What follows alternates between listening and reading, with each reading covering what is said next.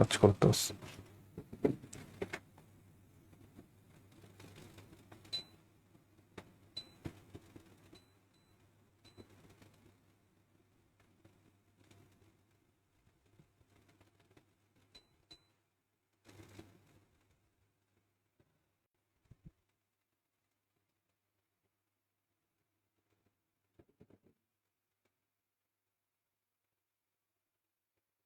আসছে না? ওকে। আসসালামু আলাইকুম সবাইকে, আশা করতেছি সবাই অ্যাড আছেন আমাদের সাথে। তো একটু টেকনিক্যাল এররের জন্য, কিছু টেকনিক্যাল ফল্টের জন্য আমাদের আজকে একটু দেরি হয়েছে। যাই হোক, আজকে হচ্ছে আমাদের first class about focus writing. তো ফোকাস রাইটিং এর আগে কিছু কথা একটু বলে নিই। সেটা হচ্ছে যে ব্যাংক রিটার্নের ক্ষেত্রে আমাদের মেইনলি কত মার্ক থাকে, কি থাকে, এই জায়গাটা একটু আমি আগে বলি। সেটা হচ্ছে যে ব্যাংকে আমাদের যে রিটেন এক্সামটা হয় সেটা 200 মার্কের, এটা আমরা সবাই জানি। এখানে মেইনলি আমাদের রিটেনেই অ্যাবাউট 130 মার্কস। মেইন খেলাটা ট্রাম্প কার্ডটা হচ্ছে আমাদের এখানে 130 মার্কে। এবং আপনি যদি একটা মানে ভালো জব পাওয়ার ক্ষেত্রে চিন্তা করেন, ব্যাংকের ক্ষেত্রে, বা আপনি যদি কম্বাইন্ড ব্যাংক হয় প্রথম দিকের আপনার চয়েস, কিংবা বাংলাদেশ ব্যাংকের ক্ষেত্রে যদি চিন্তা করেন, সেই ক্ষেত্রে আপনাকে এই পোর্শনটাতে অবশ্যই ভালো করতে হবে। আপনি এমন অনেক ক্ষেত্রে আপনি দেখবেন যে একটা ম্যাথ, দুইটা ম্যাথ, অনেকের ক্ষেত্রে আপনার ম্যাথ খারাপ হয়েছে, সেটা দিয়ে আপনি চলতে পারবেন। কিন্তু আপনার যদি রিটেন পোর্শনটা ভালো না হয়, সেই ক্ষেত্রে দেখবেন যে চাকরিটা হয় না, রিটেনের মার্কটা অনেক কম থাকে।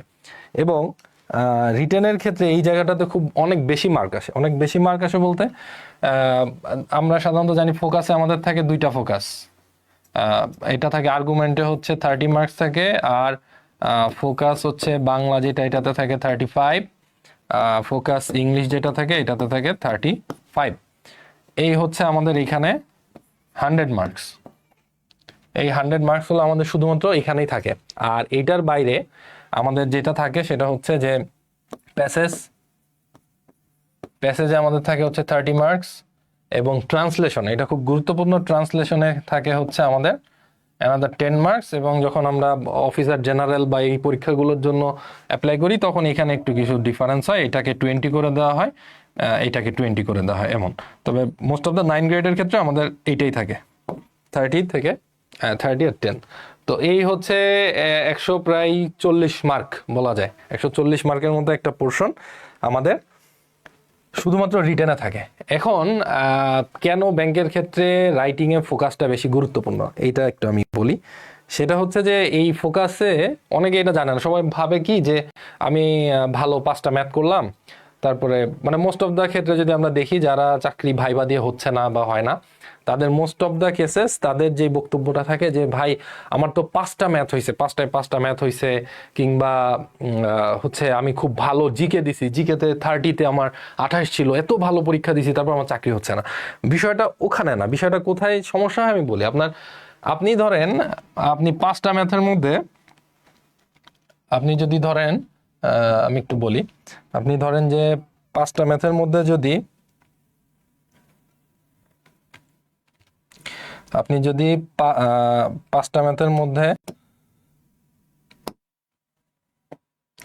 5টার মধ্যে ধরেন যে আপনার 4টা ম্যাথ হয়েছে, কিংবা আপনার ধরেন 5টাই হয়েছে, তাহলে আপনি এখানে পাচ্ছেন হচ্ছে 30।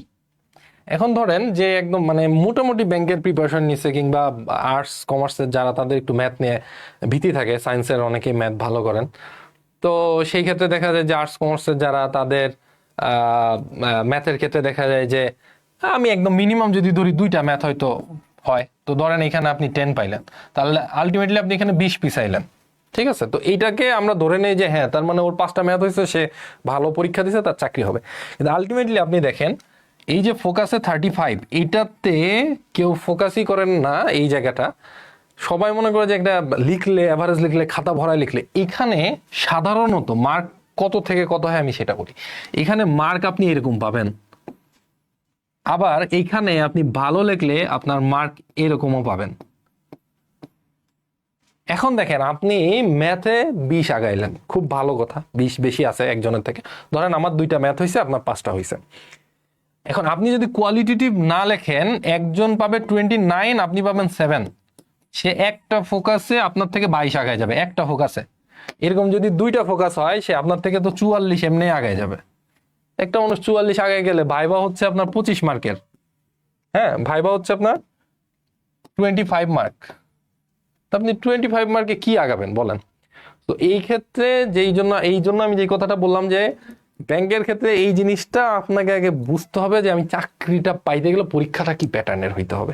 খালি হচ্ছে যে মানে ভালো পরীক্ষা, ও যে অনেকে, আমি বললাম না যে অনেকে বলে ভালো পরীক্ষা, ভাই আপনার দৃষ্টিকোণ থেকে পরীক্ষাটা ভালো, কিন্তু এটা আসলে প্র্যাকটিক্যালি পরীক্ষাটা ভালো হয়েছে কিনা। আপনি ভালো বলতেছেন 5টা ম্যাথ হয়েছে, জিকে 30-এর মধ্যে আপনার 26-27 হয়েছে, নিজে অনেক লিখে আসছেন, ফোকাস 8 পেজ লিখে আসছেন, আপনি খুব খুশি, কিন্তু আপনার দেখা যাবে ফোকাসে 8 দিছে, 7 দিছে। কেন এরকম দেয়? আবার একজন মানে 29-30 এরকম মার্কও পাবে। এখন কোশ্চেন হচ্ছে যে কেন একজন এত বেশি মার্ক পাবে আর আপনি কেন এত কম মার্ক পাবেন, এইটা নিয়ে আমাদের মেন ইয়ে। এবং আপনি যদি ব্যাংকে চাকরি করতে চান, ব্যাংকে চাকরি পাইতে চান রিটেনে, প্রিলির ক্ষেত্রে অনেকগুলো টপিক ইম্পর্টেন্ট, রিটেনে আপনার এইটার কোনো বিকল্প নাই, এবং এইটাতে আপনাকে সুপার ডুপার হইতে হবে, সুপার ডুপার হইতে হবে।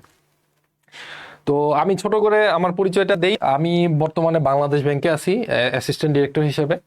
তো এর বাইরেও আমি সোনালী ব্যাংকের সিনিয়র অফিসারে ছিলাম, রূপালী ব্যাংকের সিনিয়র অফিসারে ছিলাম, কৃষি ব্যাংকের ছিলাম অফিসারে। তো মোটামুটি ব্যাংকের সাইড সম্পর্কে আমার বেশ একটা ভালো আইডিয়া আছে, পরীক্ষা সম্পর্কে। তার জায়গা থেকেই কিন্তু আমি আপনাদেরকে কথাগুলো বলছি, এমন না যে কোনো রং ইনফরমেশন বা উদ্ভট কথা বলছি। সো দ্যাটস ওয়াই আমি আপনাদেরকে বলবো যে আপনি যদি রিটেন ভালো করতে চান, আপনার জন্য এটা হলো ফরজ। এখানে আপনি ভালো না করে আপনি আমাকে দেখাইতে পারবেন না যে ভাই ম্যাথ ভালো করছে, কিন্তু ফোকাস তার কোয়ালিটি নাই, সে কোয়ালিটেটিভ লিখতে পারে না, আর্গুমেন্ট লিখতে পারে না, কিন্তু চাকরি পাইছে। Totally not possible. কিন্তু আমি আপনাকে অসংখ্য দেখাইতে পারবো 1 ম্যাথ 2 ম্যাথ নিয়ে অ্যাসিস্ট্যান্ট ডিরেক্টর হয়েছে, 1 ম্যাথ 2 ম্যাথ নিয়ে সিনিয়র অফিসার হয়েছে, অসংখ্য আছে। আমি বলতেছি না যে ম্যাথের গুরুত্ব নাই, ম্যাথ অবশ্যই গুরুত্বপূর্ণ, কারণ এটা আপনি পাইলে সলিড মার্ক, আপনাকে একটা ভ্যালু অ্যাড করবে। কিন্তু আপনাকে চাকরি পাইতে গেলে এইখানে যদি আপনার ল্যাকিংস থাকে, আপনি কিন্তু চাকরিটা পাবেন না। তো যাই হোক, আমাদের ফোকাস নিয়ে আমরা ক্লাসগুলো স্টার্ট করব। আপনাদের আজকে ফার্স্ট ক্লাস, সো আমরা ফোকাস রাইটিংটা নিয়ে একটু শুরু করি। আপনারা যেটা যেটা প্রয়োজন আমাকে একটু কমেন্টে বলবেন, হ্যাঁ আমি ডিটেলসে বলবো। তো একজন বলছেন এডি সার্কুলার কবে দিতে পারে? এডি সার্কুলারটা এই বছর হওয়ার চান্সেসটা একটু কম, হ্যাঁ, কারণ বাংলাদেশ ব্যাংকের যতটুকু, এটা তো আসলে এইচআর ডিসাইড করে এবং কিছু কনফিডেন্সিয়াল বিষয়, তো যতটুকু আমরা জানি তার বেসিসে যে নেক্সট হয়তো সার্কুলার পাবেন, এইবার একটু চান্সেস কম। তবে অন্যান্য সার্কুলারগুলো আপনি রীতিমতন পাবেন, এবং সামনে হিউজ কিছু সার্কুলার আছে, সিনিয়র অফিসারের আছে, অফিসার জেনারেল আছে, এখন অলরেডি 22 ভিত্তিক চলতেছে। তো আমার কথা হচ্ছে আপনি প্রস্তুতিটা নিয়ে রাখেন। আপনার সার্কুলার দিলে আপনাকে 6 মাস সময় দিবে না, যে আজকে সার্কুলার দিল আপনি 6 মাস প্রস্তুতি নিয়ে দেন। আপনার সার্কুলার দিবে, পরীক্ষা হয়ে যাবে। বাংলাদেশ ব্যাংকের পরীক্ষাগুলো আপনি যেদিন প্রিলি দিবেন, রেজাল্টের মধ্যে দেখবেন 18 দিন 17 দিনের গ্যাপ, 17 দিনে আপনি রিটেন কাভার করতে পারবেন না। তো এই জন্য বুদ্ধিমানের কাজ হচ্ছে নিজের প্র্যাকটিসটা ওকে রাখা। আমি আমার প্রস্তুতিটা ওকে রাখছি, এরপরে যখন পরীক্ষা দিয়েছি আপনি দেখবেন যারা চাকরি পায় একসাথে 4টা-5টা পায়। আপনার প্রস্তুতি ওকে থাকলে আপনি যেখানে পরীক্ষা দিবেন আপনি মোটামুটি চাকরি পাবেন, ঠিক আছে? আচ্ছা, তো আমরা আজকে লেকচারটা তাহলে শুরু করি। অনেকগুলো কথা হলো, আমি যদি প্রথম স্লাইডে চলে যাই, যে আমাদের আসলে ফোকাস রাইটিংয়ে ভালো করতে গেলে আমাদেরকে কি করতে হবে, আমি যদি সেই জায়গাটায় যাই। তো প্রথমে আসেন, এখানে ফোকাস রাইটিং নিয়ে টপিক বলার আগে আমি আরেকটা ব্যাপার বলি, এটা মাথায় ঢুকে নেবেন যে আপনি লেখার ক্ষেত্রে 2টা জিনিস আপনার জন্য ফরজ, যেটা আপনি ব্রেক করলে হবে না। একটা হচ্ছে গ্রামাটিক্যাল এরর,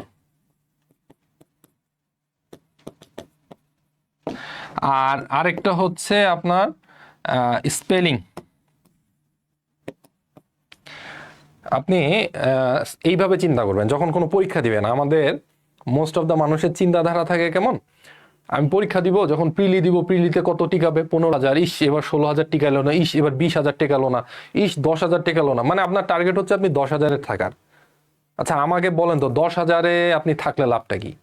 আপনার at the end of the day assistant ডিরেক্টরে চাকরি পাবে হলো 100 জন বা 150 জন। আপনি যখন সিনিয়র অফিসার দেন, দেখা যায় যে চাকরি পায় 900 জন।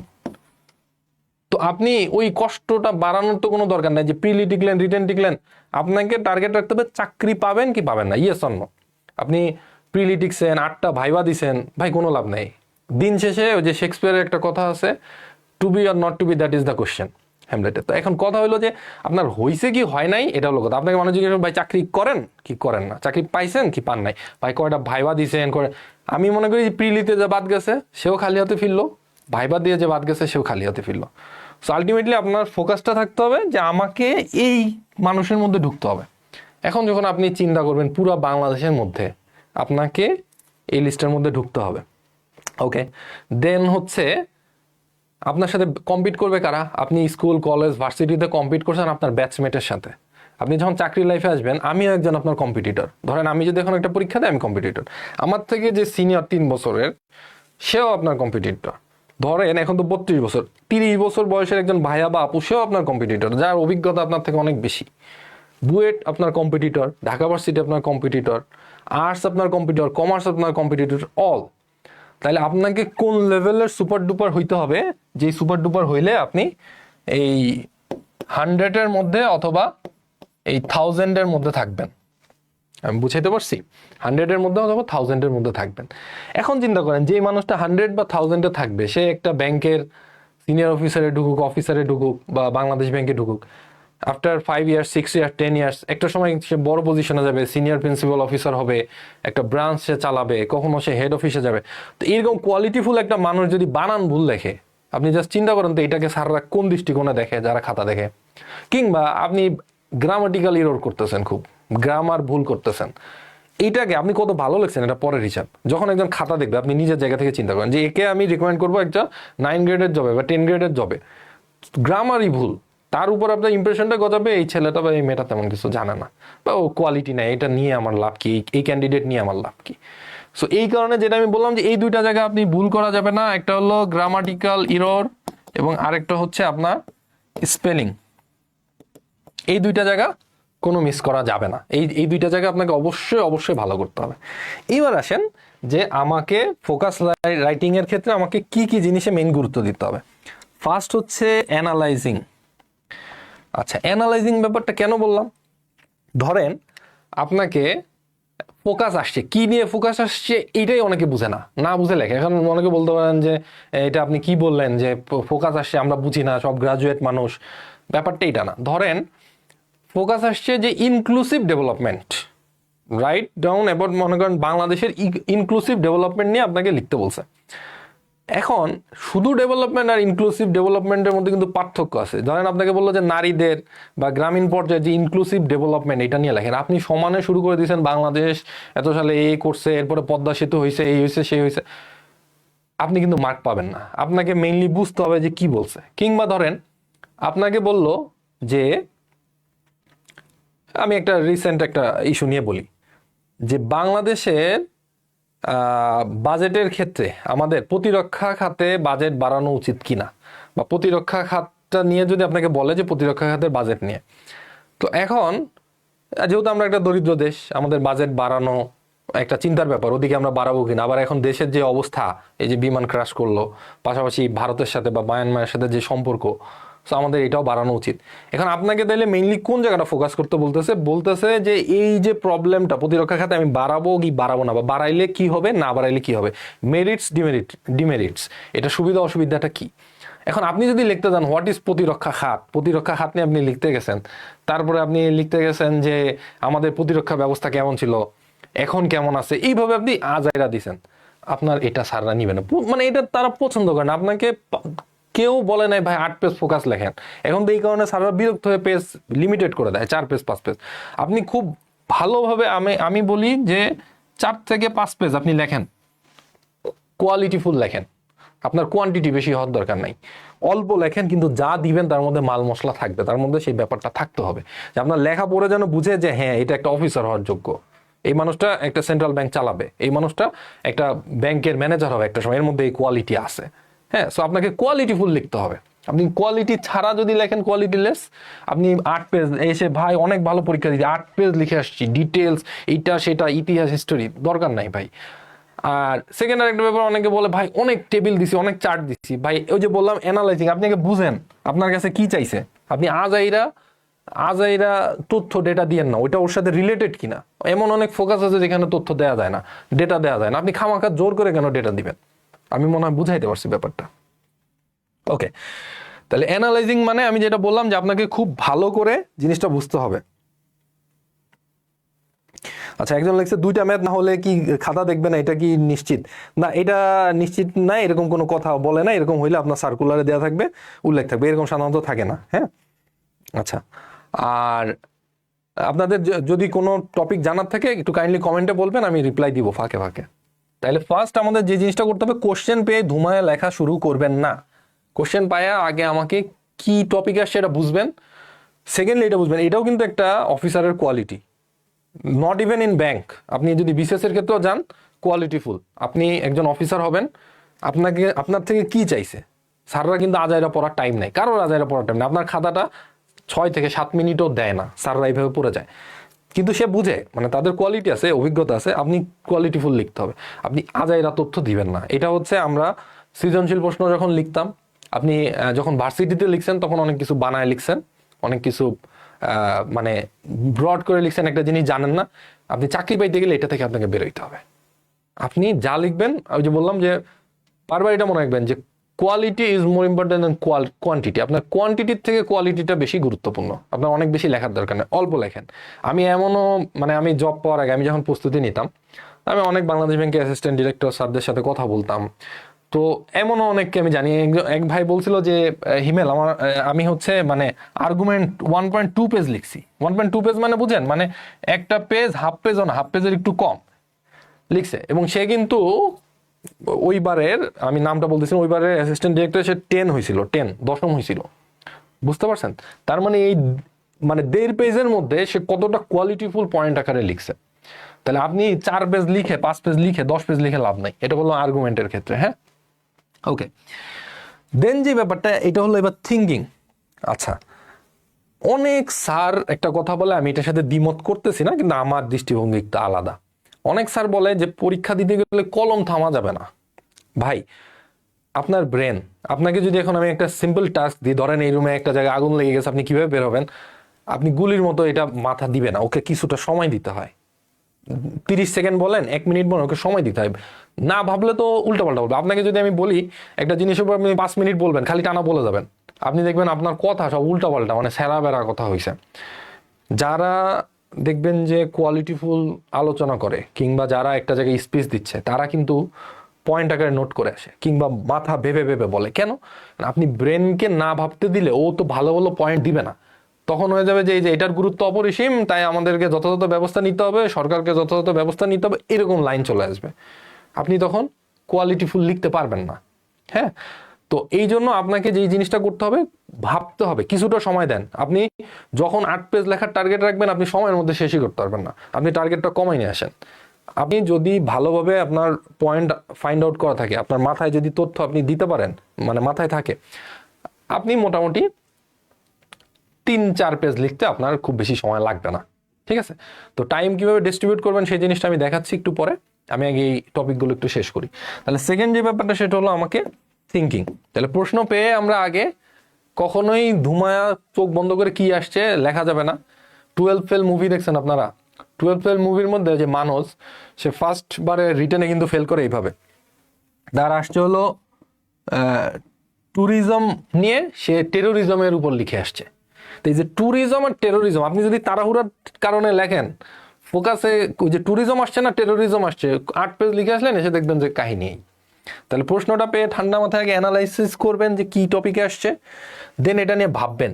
আচ্ছা, এইবার আরেকটা ব্যাপার আছে, ব্রেন স্টর্মিং। ব্রেন স্টর্মিং কথাটা আমি কেন অ্যাড করছি আমি বলি। ব্রেন স্টর্মিং কথাটা এই জন্য অ্যাড করছি, আপনি ফোকাস কমন যে পাবেন এরকম তো কোনো ফরজ কিছু নাই। অনেকেই দেখি পরীক্ষার আগে বলে যে কি কি আসতে পারে। হ্যাঁ, একটা আনুমানিক আইডিয়া দেওয়া যায়, কাছাকাছি কমন আসার মতো হয়। বা আপনি সবসময় কমন পাবেন এটা নেসেসারি না, কমন নাও পাইতে পারেন। তো কমন না পাইলে আপনি কিভাবে লিখবেন? তখন আপনাকে যে ব্রেন স্টর্মিং, আমাকে ভাবতে হবে, আমার ব্রেনকে প্রেশার দিয়ে দিয়ে, একটা জিনিসকে দিয়ে দিয়ে আমি এটা থেকে কিভাবে আগাইতে পারি। এটা তো আমার কমন টপিক না, বাট আমি কোন কোন জিনিস দিলে স্যার পছন্দ করবে, একটু ভাববেন। অ্যাজ অ্যান এক্সামিনার চিন্তা করবেন, অ্যাজ এ স্টুডেন্ট না।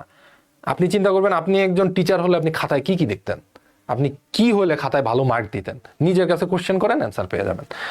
তাইলে ব্রেন স্টর্ম করে করে দেওয়ার চেষ্টা করবেন। আচ্ছা, দেন হচ্ছে পয়েন্ট ফাইন্ডিং। আচ্ছা, ফোকাসের পরে দেখা গেল আপনি লিখছেন মেরিটস ডিমেরিটস লিখছেন, হঠাৎ করে আপনার মাথায় আসছে এরে এই টপিকটা তো একটু দেওয়া উচিত ছিল। আর একটা পয়েন্ট ছিল যে বর্তমান সরকারের গৃহীত পদক্ষেপ। তা আপনি কি করলেন যে উপকারিতা অপকারিতা দেওয়ার পরে এবার গভর্নমেন্টের স্টেপস টেকেন দিলেন, আপনার সিকোয়েন্স ব্রেক হয়ে গেল, লেখার মান কিন্তু গেল কমে। এখন হয় আপনাকে ওই অংশটা বাদ দিয়ে দিতে হবে, নাহলে ওটা পরে দিতে হবে, আপনার লেখার মান চলে গেল। তো এটা কেন হইলো? এটা এই জন্য হলো আপনি পয়েন্টগুলো আগে আগে ফাইন্ড আউট করেন নাই। তাহলে আপনি আগে রাফে ছোট করে খসড়া করবেন যে আমি প্রথমে কি দিব, ইন্ট্রোডাকশন দিব, তারপরে আমি কি দিব, এই প্রবলেমটা কিভাবে হয়েছে, তারপরে দিব বর্তমানে প্রবলেমটার অবস্থা, তারপরে দিব যে এটার কারণে গভর্নমেন্ট কি কি স্টেপ নিতে যাচ্ছে, তারপরে দিব এটার কি কি সম্ভাবনা আছে, তারপরে ধরেন আমি দিব যে এটার সুবিধা কি, তারপরে দিব অসুবিধা কি, তারপরে আমি একটা কনক্লুশন টানবো। আপনার যখন এরকম একটা রাফ দেখেন, খুব বেশি সময় লাগছে, আমার 30 সেকেন্ড লাগছে, ধরেন আমি এরকম ভেবে বানায় রাখলাম। আপনি প্রশ্নের পিছনে লেখেন পেন্সিল দিয়ে, আপনি যখন লিখবেন পয়েন্টটা দেখে আপনি লেখা শুরু করেন এই টপিকে, এরপরে কোন পয়েন্টটা নিয়ে লিখবেন, আপনার সিকোয়েন্স ব্রেক হবে না। সিকোয়েন্স ব্রেক হবে না, আপনার লেখাটার একটা স্ট্যান্ডার্ড বজায় থাকবে। কারণ আপনার সময় তো অনেক কম ভাই, আপনি সময় খুব কম পাবেন। কত মিনিট কোনটায় সময় পাবেন আমি সেটাও বলতেছি। আচ্ছা, এরপরে হচ্ছে এই যে ড্রাফটিং, এই কথাটা এর মধ্যে চলে আসছে যে আপনি এই পয়েন্ট ফাইন্ডিং করে আলাদা খসড়া করবেন, রাফ করবেন। আবার খসড়া করতে 10 মিনিট লাগাইতে বলি না, এই যে শর্টলি যে আপনি বুঝতে পারেন। আপনার প্রশ্ন আপনি বুঝলে দিল, আমার বোঝার দরকার নাই তো। কারণ আপনি যদি এটা দিয়ে বুঝান যে এটা ইন্ট্রোডাকশন, তাহলে এটা ইন্ট্রোডাকশন, আপনি যদি বুঝান এটা কনক্লুশন, আমাকে তো বোঝানোর দরকার নেই, আপনি বুঝলেই হলো, যে দেখে আপনি শর্টলি লিখতে পারবেন। তাহলে ড্রাফটিং করবেন। এরপর হলো অ্যারেঞ্জিং থটস, আপনার থটসগুলোকে এবার সুন্দর করে সাজা লিখবেন। আচ্ছা, থটসগুলো কেন অ্যারেঞ্জ করার কথা বলছি, যে আপনার দৃষ্টিভঙ্গিটা স্যাররা দেখার চেষ্টা করে। একটা প্রবলেম দিছে, ধরেন আপনারা 5,000 মানুষ রিটেন দিচ্ছেন, 5,000 মানুষই লিখবে ফোকাসটা, আপনার দৃষ্টিভঙ্গিটা কেমন? আমি যেমন আপনাকে যদি বলি, আমাকে বাংলাদেশ ব্যাংকের ভাইভাতে একটা প্রশ্ন করা হয়েছিল যে বাংলাদেশ ব্যাংকে আপনি কি মনে করেন, বা আপনার দৃষ্টিভঙ্গিতে কি মনে করেন। দেখেন এই কোশ্চেনটা, বাংলাদেশ ব্যাংকে কি মনে করেন, সেন্ট্রাল ব্যাংক, একটা দেশ চালায়, হ্যান কমন কথা। এই প্রশ্নটা স্যার কেন করছে, মানে আপনার দৃষ্টিভঙ্গি চেক করতেছে, আপনি জিনিসটাকে কিভাবে দেখেন। তো আমি কিন্তু এই যে যেটা বললাম, আমি যদি সাথে অ্যান্সার দিতাম, আমি বললাম সেন্ট্রাল ব্যাংক বাংলাদেশের আর্থিক সবকিছু নিয়ন্ত্রণ করে, সব ব্যাংক রেগুলেট করে, মনিটারি পলিসি দেয়, হ্যান। তো আমি একটু সময় নিয়েছিলাম, বিকজ আমাকে অ্যান্সারটা দিতে হবে খুব স্পেসিফিক এবং অল্প সময়। তা আমি বলছিলাম যে স্যার এটা আমার কাছে একটা প্রায় ইউনিভার্সিটির মতো লাগে। তো ইউনিভার্সিটির মতো কেন আমাকে জিজ্ঞেস হলো, আমি বললাম যে ঢাকা ইউনিভার্সিটি বা বুয়েট যেমন শিক্ষা খাতে পুরো দেশটাকে লিডিং দেয়, পুরো দেশটার কাঠামোকে একটা জায়গায় নিয়ে যায় রিসার্চ দিয়ে, তাদের পারফরমেন্স দিয়ে, একইভাবে বাংলাদেশ ব্যাংক তাদের রিসার্চ, তাদের পারফরমেন্স, এটা দিয়ে বাংলাদেশের পুরো ইকোনমিটারে ধরে রাখে এবং পুরো ইকোনমিটার পথ প্রদর্শক। দেখেন দুইটার কথার কিন্তু পার্থক্য। তাহলে আপনার দৃষ্টিভঙ্গি কি, এটা কিন্তু স্যারের কাছে ক্লিয়ার হয়ে গেছে। তাহলে এই যে যখন লিখবেন রিটার্নের মধ্যে আপনার দৃষ্টিভঙ্গি ক্লিয়ার করতে হবে। স্যার পড়তে পড়তে যেন ভাবে না এই ছেলেটা বা এই মেয়েটার মধ্যে এক্সেপশন কোনো ব্যাপার আছে। আপনি যখন রিটার্ন দিবেন, আপনার খাতায় আপনার নাম থাকবে না, আপনার ফেস থাকবে না, আপনি সুন্দর না অসুন্দর, কালো না ফর্সা, লম্বা না বেটে, কিছুই থাকবে না, শুধু আপনার খাতা। আপনার খাতার চেহারা দিয়ে, খাতার লেখা দিয়ে আপনাকে মার্ক বের করে নিয়ে আসতে হবে। বুঝাইতে পারছি মনে হয়? ওকে, তো আমি একটু পরের স্লাইডটাতে চলে যাই। আচ্ছা, how to make your focus unique, এটা বলার আগে আমি আপনাদের একটু টাইম ডিস্ট্রিবিউশনটা একটু বলে দিই। টাইম ডিস্ট্রিবিউশনের ব্যাপারটা যেহেতু ফার্স্ট ক্লাস, এটা বলা নেসেসারি যে আসলে আপনি কত সময় পাবেন। মোস্ট অফ দ্য মানুষ দেখা যায় ম্যাথ, জিকে, এটা সেটা লিখতে যায়, এগুলো করতে যায়, 1.5 ঘন্টা পার করে ফেলে। লাস্টে ফোকাসের জন্য সময় থাকে, একটা ফোকাস খুব ভালো লিখছে, অনেক ভালো লিখছে, আর্গুমেন্ট অনেক ভালো লিখছে, লাস্টে একটা ফোকাসের জন্য সময় থাকে দেখা যায় 8 মিনিট।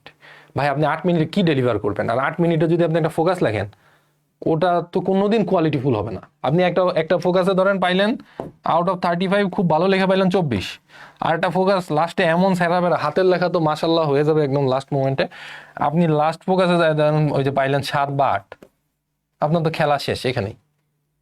অথচ আপনি এটা না করে আপনি দুইটাতে এরকম এরকম পান, ধরেন যে 20-20 পান, তাও আপনি এটার থেকে বেশি মার্ক পাবেন। বুঝাতে পারছি? সো টাইম ডিস্ট্রিবিউট করে নেবেন। কেমন আমি বলি, আপনার টোটাল মার্ক হচ্ছে 200, এখানে আপনার ম্যাথ থাকবে 30 মার্কস, জিকে থাকবে 30 মার্কস, প্যাসেজ থাকবে, সরি প্যাসেজটা আমি এখানে না দিই, প্যাসেজটা এখানে না দেই, ধরেন জিকে থাকলো, ম্যাথ থাকলো 30-30-60, আর হচ্ছে আপনার এই পাশে হলো থাকবে হলো আচ্ছা প্যাসেজও এখানে দিই, দাঁড়ান। প্যাসেজটাতে হচ্ছে 30 মার্ক, 90, আর হচ্ছে ট্রান্সলেশন হচ্ছে 10, এই টোটাল হচ্ছে আপনার 100। আচ্ছা, আর হচ্ছে এদিকে আপনার ফোকাস ইংলিশ, এটাতে আপনার হচ্ছে 35, ফোকাস বাংলা এটাতে হচ্ছে 35, এবং আপনার হচ্ছে আর্গুমেন্ট হচ্ছে 30, এই হচ্ছে 100 ইকুয়াল। আচ্ছা, আমাকে কেউ এটা কি বলতে পারবেন যে এই 100 মার্কের গুরুত্ব বেশি আর এই 100 মার্কের গুরুত্ব কম? মানে এখানে যে 5 পাবে ওই 5টা হলো 50-এর সমান, আর এখানে যে 5 পাবে এটা 5-এর সমান, ব্যাপারটা কি এরকম? আপনি এখানেও মার্ক পেলেও মার্ক, এখানে মার্ক পেলেও মার্ক, তাহলে আপনি সময় কেন কম বেশি করবেন? মার্কের সাথে আমার কথা, আমাকে যদি ফোকাসে 10 মার্ক দেয়, আমি ফোকাস 5 মিনিট লিখবো, বিকজ আমাকে যা দিবেন তার উপরে তো, ওই যে চাকরিতে একটা কথা বলে যে প্রাইভেট সেক্টরে আপনি আমাকে যা স্যালারি দিবেন তার বেসিসে আমি আপনার পারফরমেন্স দিব, আপনি আমাকে যা মার্ক দিবেন তার বেসিসে আমি টাইম দিব। আমার কাছে তো 2 ঘন্টা সময়, মানে 120 মিনিট। তাইলে এই যে একটা ভাগ করলাম দেখেন, তাহলে এই 100 মার্কের জন্য আপনার কাছে বরাদ্দ 1 ঘন্টা, এই 100 মার্কের জন্য আপনার কাছে বরাদ্দ 1 ঘন্টা। খুব সিম্পল হিসাব, 100 মার্কের জন্য আমার কাছে 1 ঘন্টা। এইবার আপনি আসেন, 1 ঘন্টা মানে হচ্ছে 60 মিনিট, তাহলে 60 মিনিট যদি হয় এই তিনটাতে আপনি কয় মিনিট পান? সর্বোচ্চ আপনি এখানে 20, এটাতে 20, এটাতে 20। এই এখন হলো কোশ্চেন, 20 মিনিটে আপনি এবার ভাবেন তো যে আপনি অ্যানালাইসিস করে ডেটা দিয়ে স্পেলিং ভুল যাবে না, গ্রামার ভুল যাবে না, আপনি কত পেজ লিখতে পারবেন? বাসায় লিখে প্র্যাকটিস করে দেখেন, কল্পনা হতে পারে 20 মিনিটে আমি 20 পেজ লিখতে পারবো। আমি দায়িত্ব নিয়ে বললাম, আপনি কোয়ালিটিফুল লিখতে গেলে, আপনি 5 পেজের উপরে লিখতে গেলে আপনার জীবন বের হয়ে যাবে। অনেকে সুপার কোয়ালিটি থাকতে পারে, সেটা এক্সেপশনাল, বাট প্র্যাকটিক্যালি সাধারণত আপনি 5 পেজ লিখতে গেলে অবস্থা খারাপ হয়ে যাবে। সো আপনার তো এত বেশি লেখার দরকার নেই। আমি যেটা শুরুতেই বলছি, আপনি 4-5 পেজ লেখেন, কোয়ালিটিফুল লেখেন, একটা লাইনও এক্সেস আজাইরা লিখবেন না যে এটার গুরুত্ব অপরিসীম, এরকম টাইপের লাইন। যা লিখবেন সলিড দিবেন, প্রত্যেকটা লাইনের মধ্যে কোয়ালিটি থাকবে, যে প্রত্যেকটা লাইন স্যার পড়বে এবং ভাববে ইয়েস এই দিস বয় আর this girl has some quality, তার মাঝে কিছু কোয়ালিটি আছে। আচ্ছা, তো তাই আপনাকে আমি যেটা বললাম, তাহলে একটা ফোকাস লেখার জন্য আপনি 20 মিনিটের মতো সময় পাবেন, ঠিক আছে? আচ্ছা, নেক্সট টপিকে আমি একটু যাই। এখন হচ্ছে আপনার ফোকাসটা তো ইউনিক হইতে হবে, তাই না? যে কথাটা আমি বললাম যে আপনি পরীক্ষা দিলেন 5,000 মানুষ পরীক্ষা দিল, এখন 5,000 মানুষের মধ্যে আপনার খাতাটাতে কেন স্যার বেশি মার্ক দিবে, আপনাকে কেন চাকরি দিবে? দেখেন, যে 5,000 কম্পিট করবে আপনার সাথে, একজনকেও আপনি আন্ডার এস্টিমেট করতে পারবেন না। আমি যেই ব্যাচে অ্যাসিস্ট্যান্ট ডিরেক্টর হয়েছি 100 জনের, আমি কে কি দৃষ্টিকোণ থেকে দেখে আমি জানি না, আমি মনে করি যে এই 100 জনের পরেও যারা ছিল তাদেরও সুপার ডুপার কোয়ালিটি আছে, কাউকে আন্ডার এস্টিমেট করার সুযোগ নাই। তার কথা হচ্ছে যে তাদের কিছু ডেলিভারি লাকের একটা ব্যাপার আছে, প্লাস কিছু হয়তো ওই দিন 1 ঘন্টা 2 ঘন্টার খেলা 8 পিস হয়েছে, কিছু কম বেশি হয়।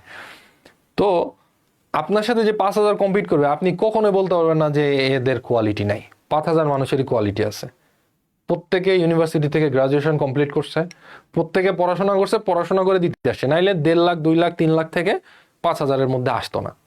এখন আমার কোশ্চেনটা হচ্ছে, আপনি তো এই যে 5,000-এর থেকে, আপনি তো 5,000-এর থেকে লাভ নাই। অনেকে হচ্ছে পিলিটিকে আলহামদুলিল্লাহ বলেন, কোনো সমস্যা নাই, আলহামদুলিল্লাহ বলা ভালো, বা এটা আপনার এনকারেজ করে, মানুষের অনুপ্রেরণা দেয়, সেটা সমস্যা না। আমি জাস্ট বলতে চাচ্ছি এই 5,000-এর টিকে এটাই আপনার জন্য এনাফ কিনা, আপনি ভাইবা পর্যন্ত ফেস করে এনাফ কিনা, নাকি আপনার চাকরি দরকার? একটা সময় আপনার মানে ফার্স্টবার পিলি টিকলে খুব ভালো লাগে, কিন্তু একটা সময় যখন চাকরি পাবেন না ভাই, 8টা ভাইবা দিলে তখন ভাইবা দিতে বিরক্ত লাগবে। অনেক মানুষ আছে এতে সুইসাইড হয়, বিভিন্ন ইয়ে হয়, বিতৃষ্ণা চলে আসে, বারবার ভাইবা দিচ্ছে। ভাই ওইভাবে ভাইবা পর্যন্ত যায়েন না। আমি মনে করি আপনি প্রিলি ফেল করেন তাও ভালো, কিন্তু যেটাতে রিটার্ন দিবেন আপনি কোয়ালিটি দিয়ে আপনি চাকরিটা নেন। তাইলে এখন আপনাকে যদি এই 5,000 থেকে 100 জনে আসতে হয়, বা ধরেন আপনি সোনালী ব্যাংক চান, আইসিবি চান, হ্যাঁ, বিডিপিএল চান, আমি ধরে নিলাম, ধরেন রূপালী চান, 500 জনের মধ্যে যদি আসতে হয় 5,000 থেকে, 4,500 জনকে আপনাকে টপ খাইতে হবে। এই 4,500 জনের মধ্যে আপনি বুয়েটের স্টুডেন্ট পাবেন, মেডিকেল স্টুডেন্ট পাবেন। মেডিকেল স্টুডেন্ট এই জন্য বললাম, আবার কেউ অন্যভাবে নিয়েন না। আমাদের ব্যাচে অ্যাসিস্ট্যান্ট ডিরেক্টর ব্যাচে মেডিকেলের ইয়ে আছে, খুলনা মেডিকেলের এক ভাই আছেন, ঠিক আছে, আবার বিসিএসও আপনি দেখবেন এরকম মেডিকেল স্টুডেন্ট পাবেন, ঢাকা ভার্সিটির স্টুডেন্ট পাবেন, আর্টস কমার্স স্টুডেন্ট পাবেন, আইবি এর স্টুডেন্ট পাবেন, অনেক স্টুডেন্ট পাবেন। তাদেরকে টপকে আপনাকে এই জায়গায় আসতে গেলে আপনার মধ্যে ইউনিক ব্যাপার মাস্ট থাকতে হবে, আপনার ফোকাস এভারেজ হইলে হবে না। আপনাকে ওই যে বললাম না শুরুতে, যে আপনাকে একজনকে 7 দিবে ফোকাসে, একজনকে 28 থেকে 30 দিবে আউট অফ 35।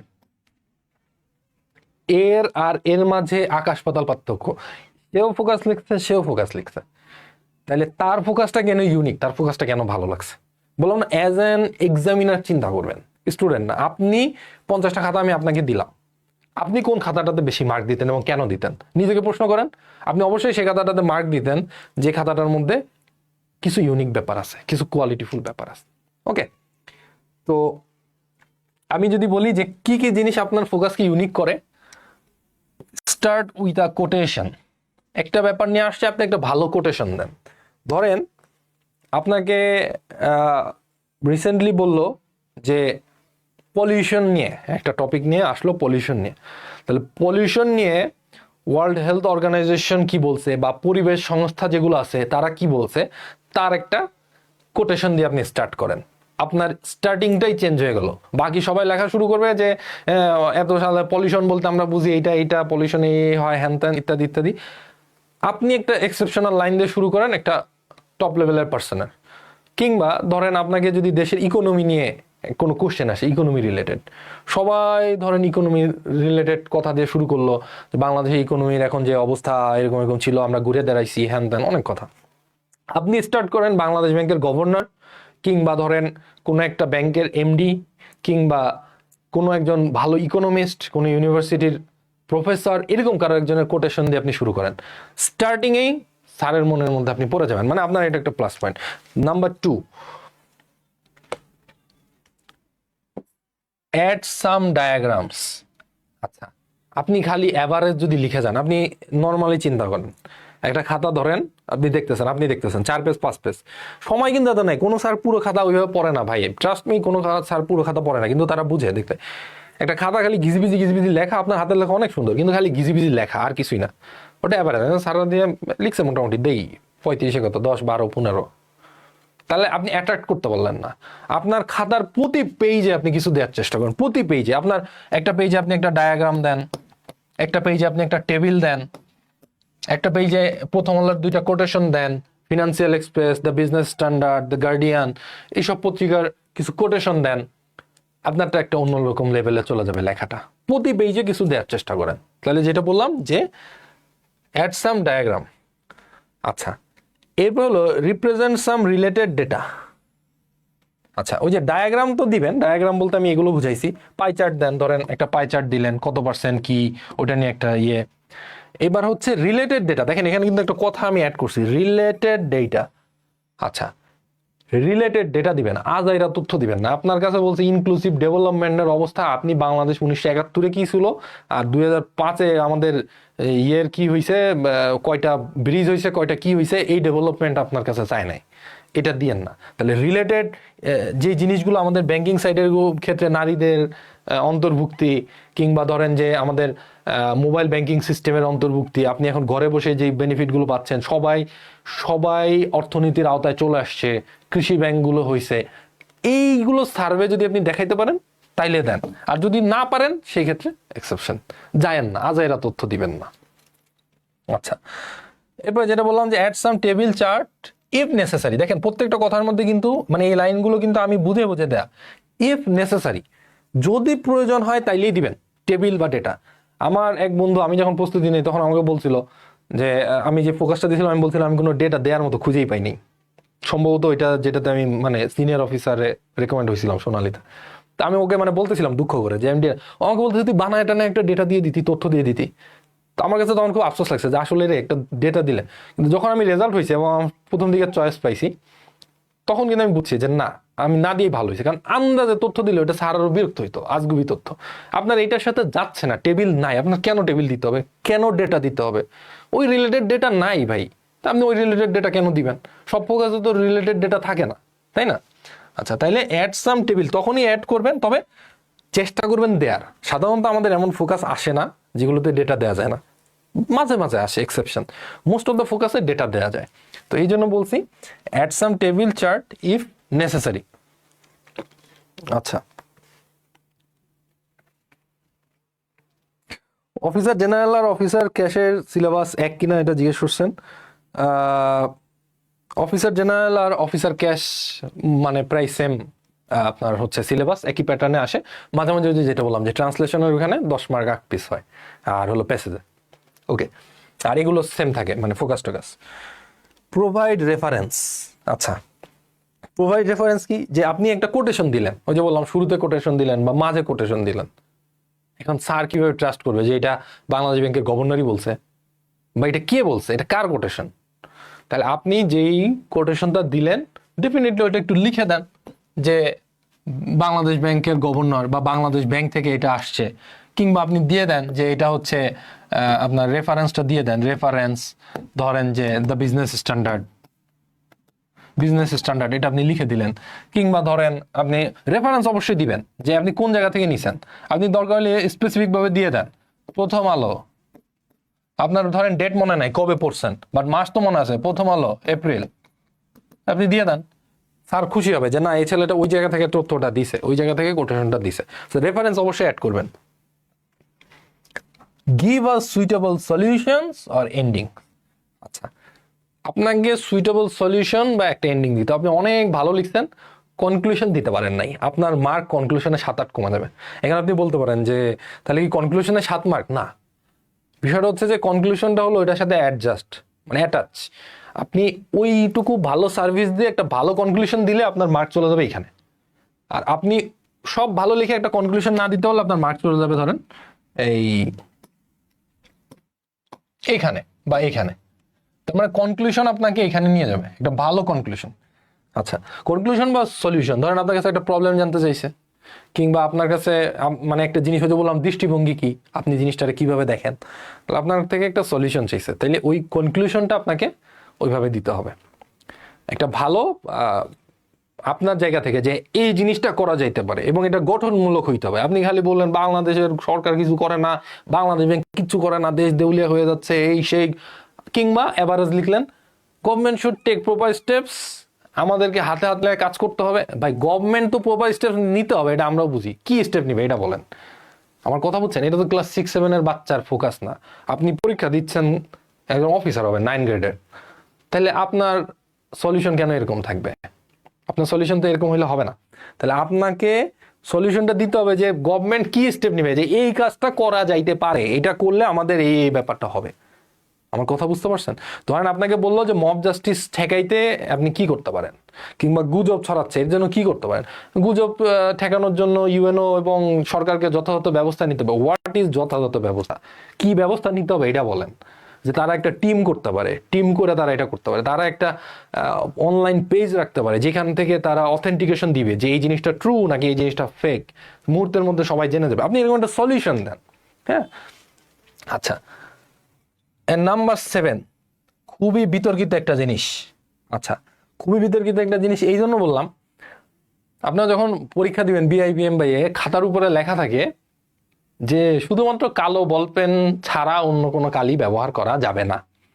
তো আমি যখন প্রথম দিকে পরীক্ষা দিই, আমি তো পরীক্ষা দিই নাই, এত জানি না, তো যতগুলো টিচারকে বা একে জিজ্ঞেস করলাম সবাই বলে যে নীল কালি টালি এগুলো ব্যবহার না করাই ভালো, যেহেতু বলা কালো কালি। এবং মানে আমরা পরীক্ষা নিয়ে এত সিরিয়াস থাকি বুঝছেন, ওভার সিরিয়াস, মানে সামান্য সামান্য ব্যাপারগুলো না। আপনি যখন চাকরি পাবেন, আপনি যখন ক্যাডার হবেন, আপনি যখন ব্যাংকের হবেন, আপনি বিশ্বাস করেন এগুলো থোড়াই কেয়ার, এগুলো কোনো ম্যাটার করবে না। আমি একদম স্পেসিফিকভাবে বললাম। সো নীল কালি অবশ্যই ইউজ করবেন, অবশ্যই ইউজ করবেন। এটা যদি আপনারা পরে বলেন না আপনি বলছেন নীল কালি ইউজ করেন, না, নীল কালি অবশ্যই ইউজ করবেন, কারণ নীল কালি ইউজ করে আমি অনেক সাকসেস হয়েছি, অনেক মানুষকে সাকসেস হইতে দেখছি। নীল কালি এই জন্য ইউজ করবেন, আপনি একটা জায়গায় কোটেশন লিখে রাখছেন, ধরেন আমি যদি এই পেজে এই কালো কালি দিয়ে আমি যদি বলি আমি এখানে লিখে গেছি, এর মাঝে একটা কোটেশনও দিছি, আপনারা তো বড় স্ক্রিনে দেখতেছেন, দেখেন ধরেন এই যে লিখে গেছি। আচ্ছা, আপনি আমাকে বলেন তো এই পেজটা যদি একটা স্যার পড়ে, এইখানে যে একটা কোটেশন আছে এটা কি তার চোখে পড়বে? আপনাদের চোখে কি পড়তেছে একটা না এখানে একটা কোটেশন? জাস্ট খালি সিনারিওটা আমি চেঞ্জ করি, সিনারিওটা চেঞ্জ করে ধরেন আমি এই কালো দিয়ে লিখে গেলাম, মাঝখানের যে কোটেশনটা এইটাতে আমি ব্লু কালি ইউজ করলাম, ঠিক আছে? আচ্ছা, লিখে গেলাম। দেখেন একই রকম হিজিবিজি, আপনি দেখেন ওই নীল কালিটা আপনার চোখে পড়বে, নীল কালিটা আপনার চোখে পড়বে। একটা স্যারের দায়িত্ব না আপনি কোথায় কোটেশন দিচ্ছেন, কোথায় টেবিল দিচ্ছেন এটা দেখে। আমি আমার টেবিলগুলো পর্যন্ত কালার কালি দিয়ে আসছি। আর আমার কথা বাদ দেন, আমি এমন অনেক আপুদের খাতা দেখছি, এই ক্ষেত্রে মেয়েরা বেশি করে, আপুদের খাতার মধ্যে মানে কালারের কম্বিনেশন নীলে 3-4 রকম শেড, সে লিপস্টিকের কালারের মতো দিয়ে রাখে। এবং এটাতে কিন্তু আমি কোনো মানে নেগেটিভলি বলতেছি না, এটা ভালো, কারণ ওইটা স্যারের চোখে ধরা পড়তেছে।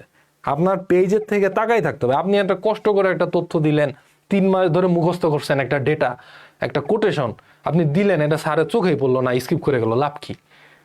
আমার কথা ছিল যে ভাই আমি লিখছি, এটা আমি কষ্ট করে লিখছি, 3 মাস পরে আমি এই জিনিস দিছি, স্যার আপনাকে দেখতে হবে, আপনার চোখ দিয়ে দেখতে হবে, আমার খাতা থেকে আপনার দিকে তাকায় থাকবে, আপনি কেন দেখবেন না? আপনার খাতাকে আপনি এমনভাবে রিপ্রেজেন্ট করবেন, খাতা থেকে তাকায় থাকবে, স্যার ওইটাকে চাইলেও স্যার এইভাবে পেজ উল্টাইতে গেলেও স্যারের চোখ আটকে যাবে, না এখানে কিছু আছে, আমি মনে হয় বুঝাইতে পারছি। So use blue pen to highlight. আচ্ছা, ব্লু বাদে অন্য কালি কেন ইউজ করবেন না, এখানে অনেকগুলো ব্যাখ্যা আছে। স্যাররা সবুজ কালি দিয়ে খাতা কাটে, লাল দিয়ে কাটে, সো ওগুলো করলে ঝামেলা। আপনি ব্লু কালি ইউজ করতে পারেন, ব্লু কালির বিভিন্ন শেড ইউজ করতে পারেন, সমস্যা নেই। ওকে, তো আমি একটু নেক্সট স্লাইডে চলে যাই। আচ্ছা, এইবার এই যে ব্যাপারটা বললাম যে টাইম ম্যানেজমেন্ট, আপনার টাইম ম্যানেজমেন্টটা কেন জরুরি। ওই যে আপনি এইটা মানুষের কথা বলে লাভ না, আমি নিজেই একটা পরীক্ষাতে, যদিও ওইটা পরে টেনে টুনে চাকরি পাইছি আর কি, অফিসার জেনারেলে ছিল প্রথম দিকের চাকরি। তো ওই টাইম ম্যানেজমেন্ট, ওই যে খুব ভালো ফোকাস লিখছি, খুব ভালো আর্গুমেন্ট লিখছি, ফাটাই দিছি, দিয়ে লাস্টে একটা বাংলা ফোকাস লিখলে, বাংলা তো আমরা খুব ভালো লিখতে পারি, আমি বাংলা ভার্সনের স্টুডেন্ট, তো খুব ভালো লিখতে পারি, ভাবছি যে বাংলা একদম অবস্থা খারাপ করে ফেলবো এরকম। বাংলার জন্য লাস্টে সময় বরাদ্দ ছিল আমার জন্য না 11 মিনিট। এই তো মনে করেন 11 মিনিটে যা লেখা যায়, এবং টার্গেট 5 পেজ লিখবো, 6 পেজ লিখবো। সো কাকের ঠ্যাং আর বকের ঠ্যাং এটাই হয়েছে, এবং আমার ধারণা ওইটাতে আমি একটু কম মার্কই পাইছি। যে কারণে আমার প্রথমে যখন আমি অফিসার জেনারেলের যে চাকরিটা পাই, আমি প্রথম দিকে চয়েস পাইছিলাম না, অফিসার জেনারেল আমি পাইছিলাম কৃষি ব্যাংকে। তো এটার কারণ কিন্তু আমি বুঝছি, কারণ আমার বাকি জায়গা ভালো ছিল ওই জায়গাটাই। তারপরে যখন আমি জিনিসগুলো টাইম ম্যানেজমেন্ট করে করলাম, তখন কিন্তু আমি মোটামুটি আমার ফার্স্ট চয়েসগুলো পাওয়া শুরু করছি, আলহামদুলিল্লাহ পরে অ্যাসিস্ট্যান্ট ডিরেক্টর হয়েছি। তো টাইম ম্যানেজমেন্টটা এই জন্য জরুরি, উল্টাপাল্টা ভাবে কিছু দিবেন না। Distribute your time according to the marks of the question, এই কথাটা কিন্তু শেষ আমি বলছি। আপনি আমাকে একটা মানে অফ টপিক অন্যভাবে জিনিসটাকে এভাবে নিয়েন না, মাথায় আসলো তাই বলতেছি। ধরেন আমি কাজের বুয়ার কথা চিন্তা করি, আপনি কাজের বুয়াকে ঠিক যে কটা কাজ দিবেন, যত টাকা দিবেন ততটুকু কাজ করবে, তার কিন্তু বেশি করবে না। কিংবা আপনি যদি, এবং করা উচিত না, আপনি ঠিক যতটুকু স্যালারি প্রোভাইড করবেন ততটুকু আপনি পারফরমেন্স দিবেন। আপনাকে আমি 5,000 টাকা দিব, আপনি যদি ধরেন বাসায় একটা টিচার রাখবেন, আপনি তাকে বললেন ইন্টারমিডিয়েটে আপনাকে 5,000 টাকা দিব, আপনি 30 দিন আসবেন, সে আসবে না। হ্যাঁ, সে 30 দিন আসবে, 30 দিন আসবে, আপনি তাকে বলেন আপনার আমি 30,000 টাকা দিব, সে আসবে। আপনি বলেন আপনাকে আমি 50,000 টাকা দিব, সে আসবে। তার মানে কি, আপনি আমাকে যা দিবেন তার বেশি। একইভাবে আপনার কোনো এক্সট্রা কিছু দিয়ে লাভ আছে, আপনার একটা ফোকাসে 35 মার্ক, আপনি এটাতে 40 মিনিট দিয়ে লাভ আছে? আপনাকে এক্সট্রা কিছু 35-এর মধ্যে 38 দিবে, 42 দিবে? দিবে না। তাহলে আপনাকে যতটুকু টাইম, যেমন আমি এই আপনার লেদার ইঞ্জিনিয়ারিং এর স্টুডেন্ট, লেদার ইঞ্জিনিয়ারিং এর সিনিয়র অফিসারের একটা এক্সাম ছিল, ওইটারও ভাইবা দিছিলাম। তো আলাদাভাবে আর কি ইয়ে হয়, ওখানে একটা ফোকাসে ছিল সম্ভবত 15 মার্ক, নর্মাল ফোকাসে থাকে 35, ওখানে 15 মার্ক আমি এটা 10 মিনিটে লিখছি, কারণ ওখানে আমি বেশি সময় দিব না, আমি 2 পেজ লিখছি।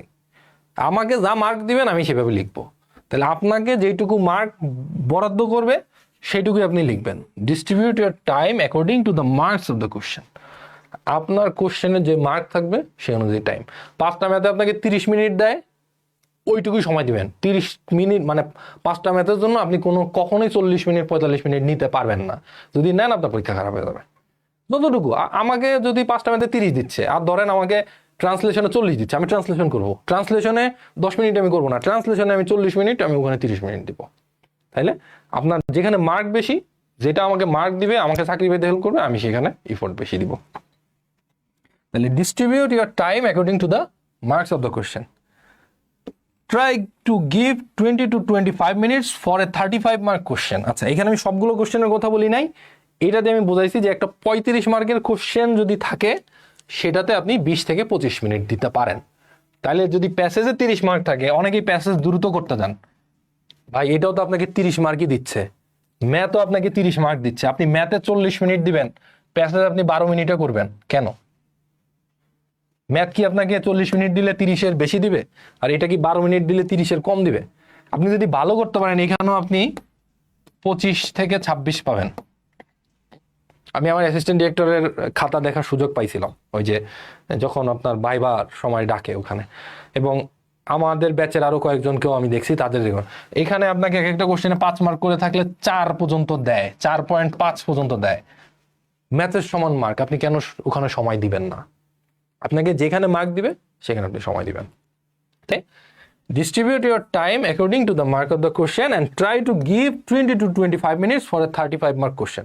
তাহলে আমার যদি কোশ্চেনের মার্ক কমায় দেয় কোনোটা, আমার এখানে সময় আমি কমাই দিব, ওটাতে আমি বেশি সময় দিব না। আচ্ছা, একজন লিখছেন যে হচ্ছে ওই যে দেখেন অলরেডি অফিসার জেনারেলের জন্য ফোকাস সাজেশন একজন চাইয়া ফেলছেন। আমি কিন্তু শুরুতে বলছি যে সাজেশন হ্যাঁ পাবেন, এটা পরীক্ষার আগে দিয়ে, এখন অনেক টপিক আসতে পারে, ব্যাংকের টপিক একদম রিসেন্ট থেকে আসে, সো একটু হোল্ড করতে হয়। ব্যাংকের সাজেশন নিতে গেলে আপনার পরীক্ষার 4-5 দিন আগে নিতে হবে। আপনি এখন আপাতত যেটা ডেভেলপ করবেন যে আপনি কমন না পাইলেও কিভাবে ভালো লিখতে পারেন, একটা ফোকাস। আচ্ছা, আর হচ্ছে সিরিয়াল মেনটেন করে লেখা। আচ্ছা, গুরুত্বপূর্ণ একটা প্রশ্ন, এটা হচ্ছে আমি একটু পরে বলতেছি। সিরিয়াল মেনটেন করে লেখা আমাকে একটু যদি ভুলে যায় মনে করাই দিন, ওটা নিয়ে একটু ডিটেলস বলার আছে, এটা একটা গুরুত্বপূর্ণ question. Okay, keep 5 to 10 minutes for revise. আচ্ছা, কিছু জিনিস মানে ফিল করবেন, নিজের জায়গা থেকে ভাববেন, আমি একদম ম্যান টু ম্যান কথা বলতেছি। আপনি খুব ভালো একটা পরীক্ষা দিয়েছেন, ফোকাস ভালো লিখছেন, আর্গুমেন্ট ভালো লিখছেন, ম্যাথ আপনার 5টাই হয়েছে, খুব ভালো পরীক্ষা দিয়েছেন, নো ডাউট। বিষয়টা হচ্ছে যেহেতু তড়িঘড়ি করে লিখছেন, আমরা তো মানুষ, মেশিন না, সো আমাদের ভুল হইতে পারে। আপনি জাস্ট কি হয়েছে, ওই ফোকাস একটা ছিল 7 নম্বরে, একটা 8 নম্বরে, আপনি লেখার সময় বাংলা ফোকাসের এখানেও দিয়েছেন 7 নম্বর অ্যান্সার টু দ্য কোশ্চেন 7, পরেরটাও দিয়েছেন অ্যান্সার টু দ্য কোশ্চেন 7, আর কিছুই না, এই শুধু এতটুকুই। খাতার মধ্যে তো শুরুতে স্যার যেখানে মার্ক দেয় ওখানে জায়গা ফিক্স করা থাকে, কোশ্চেন 1 2 3 4 5 6 7 8, আপনি কোনটাতে কত মার্ক পাবেন? তো স্যার তো আর এত ঠেকা নাই, স্যারের কাছে দুনিয়ার খাতা, আপনার খাতা দ্বিতীয়বার দেখবে না। স্যার মার্ক বসাবে, প্রথমটা দেখার পরে এটাতে কত পাইছে, সে 12 পাইছে। আচ্ছা, তারপরটা যায় কি 12, একটু আগে তো দিছিলাম 12, তাহলে 7 মার্ক, এটা এটা আবার ডাবল হয়েছে, কোন কোশ্চেন?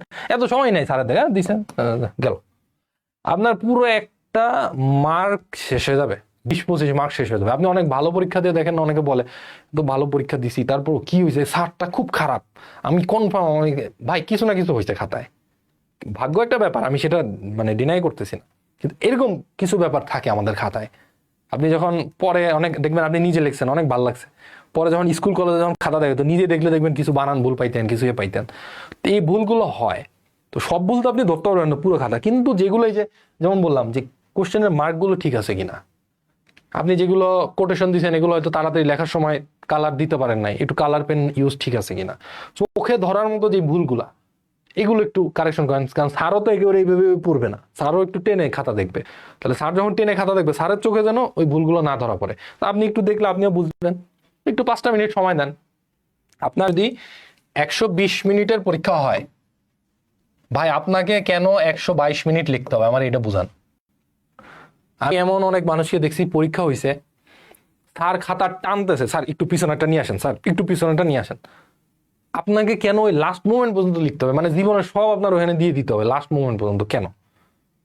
আপনি আগে বুঝেন যে চাকরি যারা পায় তারা একদম লাস্ট মোমেন্ট পর্যন্ত লিখে হয় কিনা। অনেক মানুষ আছে 5 মিনিট আগে স্টপ করে। আমি সিনিয়র অফিসার যখন পরীক্ষা দিই, আমি প্রায় 7-8 মিনিট, আমার খাতার পেজ শেষ হয়ে গেছে, 7-8 মিনিট আমি বসেছিলাম। তো আপনার মানে একদম লাস্ট মোমেন্ট পর্যন্ত লেখা তো নেসেসারি না, কারণ প্রথমে বলছি আপনার বেশি লেখা নেসেসারি না, আপনি কোয়ালিটিফুল লেখেন। তাইলে আপনার যদি পরীক্ষা হয় 120 মিনিটের, আপনি 115 মিনিটের টার্গেট করেন না, এই হিসাবে টার্গেট করেন। 5টা মিনিট একটু দেন খাতাটার একটু রিচেক করার, নাম্বারগুলো ঠিক আছে কিনা, আমার কোটেশনের আন্ডারলাইনগুলো ঠিক আছে কিনা, বানান বড় বড় যেগুলো এগুলো ভুল যাচ্ছে কিনা, এগুলো যেগুলো চোখে ধরার মতো ভুল, পেজ মাঝখানে দেখা যাবে, অনেক ক্ষেত্রে দেখবেন খাতা উল্টাতে যায়, দেখবেন মাঝখানে একটা ফাঁকা পেজ চলে গেছে। এখন কোনো কারণে যদি স্যার ওই পর্যন্ত যায় মনে করে যে লেখা শেষ, ওই ফাঁকা পেজের পরে যেগুলো লিখেন ওগুলোর মার্ক তো গেল গা। তাহলে ওই ফাঁকা পেজ হলে ওইটা ঠিকভাবে কাটছেন কিনা, পিটিও লিখছেন কিনা, হ্যাঁ এগুলো তো একটু খেয়াল করতে হবে। তাহলে 5টা মিনিট দেন, ওকে, নাম্বার 4, এই যে কথাটা মাত্র বললাম, never West the full time in writing. পুরো সময় লিখবেন না। আপনাকে 1 ঘন্টা 20 মিনিট মানে 120 মিনিট দেওয়া হয়েছে, 2 ঘন্টা দেওয়া হয়েছে একটা কোয়ালিটিফুল লেখার জন্য। এর মাঝে আপনাকে ভাবতে হবে, এর মাঝখানে আপনাকে কোশ্চেন পড়তে হবে, এর মাঝখানে আপনাকে অ্যানালাইসিস করতে হবে, এর মাঝখানে আপনাকে খাতা রিভাইজ দিতে হবে, রিচেক করতে হবে। তাহলে আপনি যদি খালি লিখতেই থাকেন আপনার পরীক্ষা ভালো হবে না। আপনাকে লেখার জন্য আপনি 120 মিনিট দিলে 112 থেকে 15 মিনিট দেন। বাকি সময়টা আপনি একটু ভাবেন, একটু যে বললাম ড্রাফটিং করেন, খসড়া যে কি কি পয়েন্ট দিবেন, কি কি করবেন, সাজাবেন, আপনার পরীক্ষাটা অনেক ভালো হবে। এই জিনিসটা মোস্ট অফ দ্য ক্যান্ডিডেটকে বোঝানো যায় না যে ভাই আপনার খালি পেজ ভরে লেখাটা নেসেসারি না। ব্যাংকের মোস্ট অফ দ্য মানুষের মাথায় কেন জানি না এই জিনিস কাজ করে, যে পেজ ভরে লিখতে হবে আমাকে 8 পেজ। আপনি দেখবেন পরীক্ষা দিয়ে এসে আজকে পরীক্ষা কেমন হয়েছে, গ্রুপগুলোতে তো এরকম কথা হয়, যারাই বলে ভালো পরীক্ষা হয়েছে আলহামদুলিল্লাহ ভালো হয়েছে 8 পেজ লিখছি, মানে তার কাছে ভালোর ক্রাইটেরিয়া হলো সে কয় পেজ লিখছে। ভাই ভালোর ক্রাইটেরিয়া কয় পেজ লিখছেন এটা না, ভালোর ক্রাইটেরিয়া হলো আপনি কতটা কোয়ালিটিফুল লিখছেন। ঠিক আছে? আচ্ছা, এখন আসি একটু আগে একটা কোশ্চেন যেটা বলছিলেন, আমি বললাম গুরুত্বপূর্ণ, সেটা নিয়ে একটু ডিসকাস করি।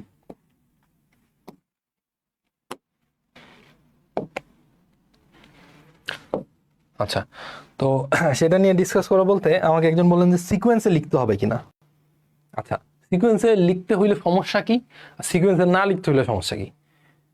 এই পুরোটাই হচ্ছে আপনার মানে একটু কিছু বুদ্ধি অ্যাপ্লাই না করার ফসল, ব্রেইন গেম, আর কিছুই না।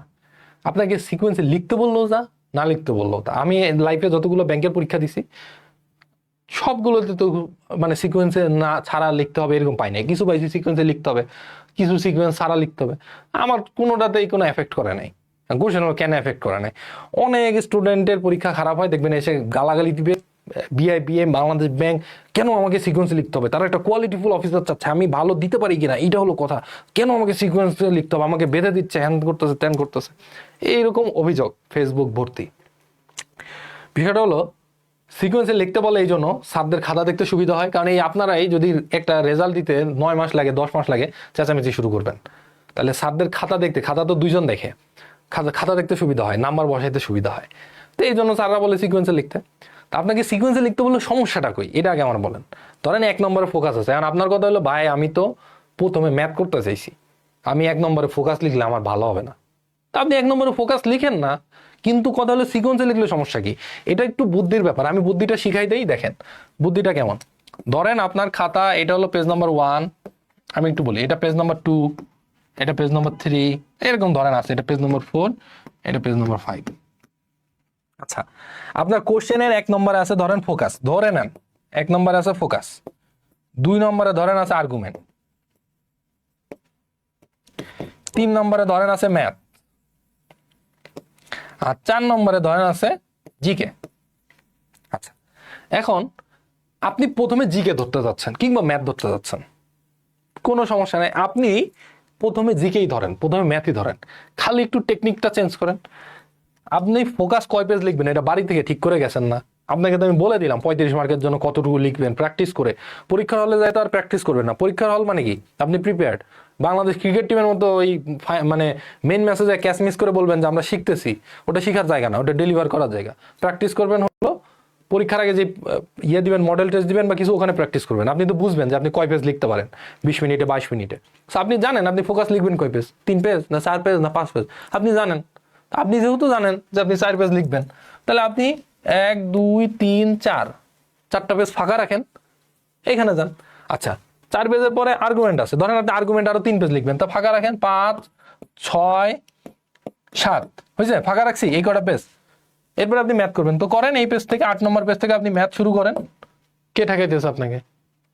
আপনি প্রথমে ম্যাথ করেন, তারপরে যাই জিকে করেন, তারপরে আপনার যখন মন চাইলো আপনি এখানে এসে ফোকাস লাগা শুরু করেন, আপনি আর্গুমেন্ট শুরু করেন। স্যার যখন খাতা দেখবে, স্যার দেখবে হ্যাঁ 1 নম্বরে ফোকাস আছে, হ্যাঁ 2 নম্বরে আর্গুমেন্ট আছে, হ্যাঁ 3 নম্বরে ম্যাথ আছে। জাস্ট বুদ্ধির খেলা, কোনো সমস্যা নাই। আপনিও প্রথমে জিকে দিয়ে শুরু করলেন, ম্যাথ দিয়ে শুরু করলেন, লাস্টে ফোকাস লিখলেন, আবার আপনার সিকোয়েন্সও ঠিক থাকলো, তো প্রবলেম কই? আমি মনে হয় বুঝাইতে পারছি। আচ্ছা, আর কারো কোনো কি কোশ্চেন আছে? কোশ্চেন থাকলে আমাকে একটু বলবেন কাইন্ডলি।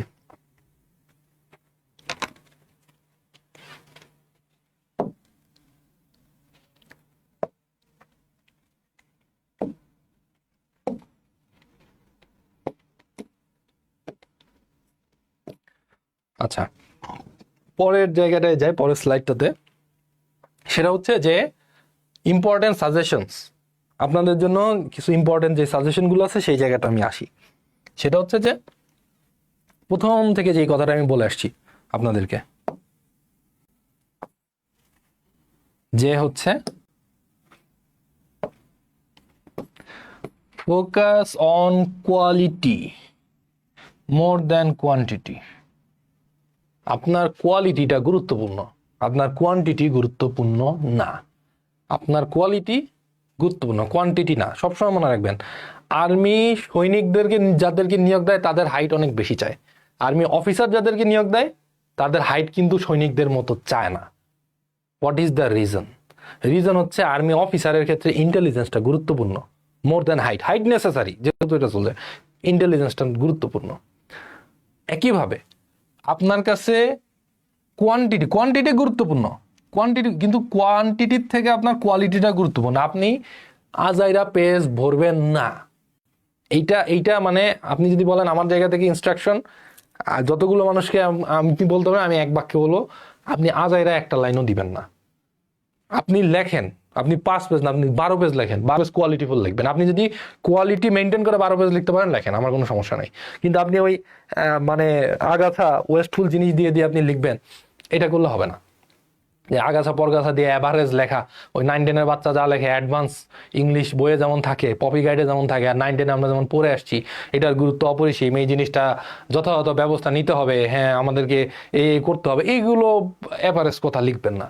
আপনি ওই যে বললাম যে আপনি সবসময় মাথায় রাখবেন যে আমি একটা ব্যাংকের ম্যানেজার হব, আমি একটা সময় এমডি হব, আমি একটা সেন্ট্রাল ব্যাংকার হব, তাহলে আমার মাঝে কি পরিমাণে কোয়ালিটি থাকতে হবে। আপনি একটা সেন্ট্রাল ব্যাংকার হলে আপনাকে পুরো বাংলাদেশের ব্যাংকিং সাইট দেখতে হবে। আপনি কোন ডিপার্টমেন্টে পড়বেন আপনি বলতে পারেন না। আপনি একটা ব্যাংকে গেলে আপনাকে বিভিন্ন রকম কাজ করতে হবে, আপনাকে অডিট আসবে, আপনাকে সেটা বুঝাই দিতে হবে, তাদেরকে হ্যান্ডেল করতে হবে। তো আপনার কোয়ালিটি না থাকলে তো হবে না। আপনি কেন বাচ্চাদের মতো লিখবেন? ওকে, আচ্ছা, তাহলে ফার্স্ট কথা ভালো করে খেয়াল করবেন, এই দুইটা কথা কিন্তু খুব গুরুত্বপূর্ণ। Focus on quality more than quantity. কোয়ান্টিটির থেকে কোয়ালিটি গুরুত্বপূর্ণ। কয় পেজ লিখলেন তার থেকে গুরুত্বপূর্ণ কোয়ালিটি। সেকেন্ডটা বুঝেন, never forget that quantity is important to. আচ্ছা, কোয়ালিটি গুরুত্বপূর্ণ। এখন আপনার ফোকাস 35 মার্ক, আপনি 1 পেজ লিখে আসছেন, 1 পেজ লিখে এসে আমাকে বললেন ভাই আমি ফুল কোয়ালিটি দিয়ে লিখে আসছি, আপনার মার্ক কি খুব বেশি আসবে? আমার কথা বুঝছেন? তার মানে কি, কোয়ালিটি গুরুত্বপূর্ণ সবার আগে, কিন্তু কোয়ান্টিটিরও আপনি একেবারে ফালাই দিলে হবে না। আপনার একটা ফোকাস, আপনি মিনিমাম 3 থেকে 5 এই রেঞ্জে আপনি লেখার চেষ্টা করেন, 3 পেজ থেকে 5 পেজ, যেহেতু 35 মার্ক। একটা আর্গুমেন্ট 3 থেকে 4 পেজের মধ্যে, বা ধরেন যে 2 পেজ থেকে 3 পেজ এর মাঝে লেখার চেষ্টা করেন কোয়ালিটি দিয়ে। এটা মোটামুটি একটা ভালো range. Number 3, don't write any irrelevant issues on data on your paper. আপনার কাগজে কোনো অপ্রাসঙ্গিক কিছু লিখবেন না যেটা ওইটার সাথে রিলেটেড না। আপনাকে বলা হয়েছে যে পদ্মা সেতুর অর্থনৈতিক গুরুত্ব, আপনার পদ্মা সেতুতে কয়টা পিলার আছে এটা লেখার দরকার নেই। আপনি পদ্মা সেতুতে প্রতিদিন কয়টা যানবাহন চলে এটা লেখার দরকার নেই। পদ্মা সেতু কবে উদ্বোধন হয়েছে এটা রিলেটেড না। আপনাকে বলছে পদ্মা সেতুর অর্থনৈতিক গুরুত্ব, আপনি দিবেন এটা হওয়ার পরে আমাদের জিডিপিতে কি ইনফ্লুয়েন্স হয়েছে, আমাদের গ্রোথ কতটুকু হয়েছে, অর্থনৈতিক প্রবৃদ্ধি কতটুকু হয়েছে, এটার কারণে আমাদের বিজনেস সাইডে কি প্রভাব পড়তেছে, উত্তরবঙ্গ দক্ষিণবঙ্গের সাথে ঢাকার 21টা জেলার ডেভেলপমেন্ট হওয়াতে আমাদের বিজনেস সাইডে কত % আমাদের আর্নিং বাড়তেছে। তাহলে অর্থনৈতিক গুরুত্ব দিলে আপনাকে অর্থনৈতিক গুরুত্বতেই ফোকাস করতে হবে। আপনি ওইটা লিখলে হবে না পদ্মা সেতুর স্প্যান সংখ্যা এত, পিলার সংখ্যা এত, লাইট সংখ্যা এত, অপ্রাসঙ্গিক, লেখার দরকার নেই। পদ্মা সেতু কবে উদ্বোধন হয়েছে এটাও লেখার দরকার নেই। ওই যে বললাম যে কি কোশ্চেন কি আসছে এটাকে বুঝেন, ট্যুরিজম আসছে না টেরোরিজম আসছে এটাকে বুঝেন। হ্যাঁ, তো একইভাবে don't write any irrelevant issues, আজাইরা কিছু লিখবেন না, কথা শেষ, আজাইরা কোনো টপিক দিবেন না। আচ্ছা, number 4, always be confident in your writing. আচ্ছা, এই জায়গাটায় আমি একটু আসি। আজকে 46 BCS পরীক্ষা ছিল, অনেকেই দিয়েছেন, আমারও ছিল, আমার দেওয়া হয় নাই। মানে দেই নাই আর কি বিশেষ কারণে। তো এখন এই যে 46 পরীক্ষা যারা দিল, আপনি দেখবেন পরীক্ষার পরে, এই যে আজকে পরীক্ষার পরে ফেসবুকে প্রচুর পোস্ট করতেছে যে আমি না খাতায় এইটা করে আসছি, এখন কি আমার খাতা বাতিল হবে? আমি না খাতায় ওই জিনিসটা করে আসছি, আমার খাতা কি দেখা হবে? আচ্ছা খাতায় এই জায়গায় না একটা কালো কালির দাগ পড়ছে, এটা কি হবে? আচ্ছা আমি না ওই জিনিসটা, ওই কোশ্চেনটা এইভাবে লিখি না, এটা কি হবে? ওই কোশ্চেনের টাইটেলটা না দিতে ভুলে গেছি, কি হবে? তার মানে আপনি কনফিডেন্ট না। ভাই আমি বারবার বলছি, আপনি পরীক্ষার হলে যায় বাংলাদেশের ক্রিকেট টিমের মতো মানে শিখতে যান নাই, পরীক্ষার হলে আপনি ডেলিভার করতে গেছেন।